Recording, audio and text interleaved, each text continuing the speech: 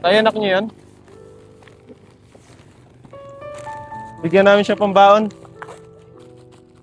Ano kung ano nyo, Facebook. Ito po. Bibigay lang po kami ng ano, pambaon. Ito ang usapin natin. Nag-aaral ka na? Anong grade mo na? Ilang taon ka na? Ilang taon ka na? Ilang taon na siya, tay? Po? 5 years old. Ah, hindi pa siya nag-aaral, no? ano sa daycare.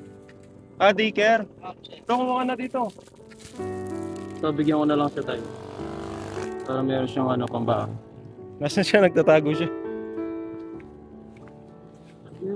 Yeah, Mahihain siya, no? Oh, dali. kasi ang kapatasan niya. Oh, kunin mo na to. Kasan po kayo? Apat ling. Ako din no. Apat ling pa kayo. Dapat din. Hmm.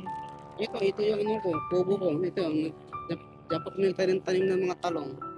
Ah, dito. Ito, sa amin. Bali, nag-rent po ako. Nag-rent kami ng Mag-rent lang kayo dyan, Oo. tay. Ano ba yung bata? Ay!